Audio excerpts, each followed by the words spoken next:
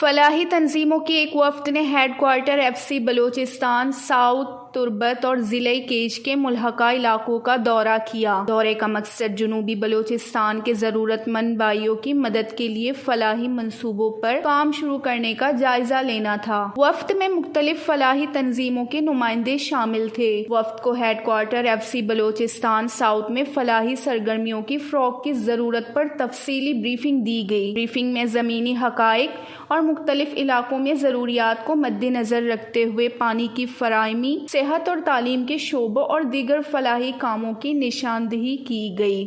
Briefing کے بعد وفد نے ضلع کیچ کے مختلف علاقوں بالخصوص تربت، ہوشاب اور بال گتر کا دورہ کیا۔ دورے کے دوران وفد کے نمائندوں نے ہوشاب اور بال گتر میں مکمل ہونے والے پانی کی فراہمی اور تعلیمی منصوبوں کا افتتاح کیا اور اس کو زمینی حقائق کا جائزہ لینے کے بعد عوام کے لیے نئے فلاحی منصوبوں بالخصوص اسکولوں کی تعمیر، 4000 بچوں کے لیے اسکول بیگ کی فراہمی اور موبائل ہاسٹل مہیا کرنے کا بھی اعلان کیا۔ Voice news catch.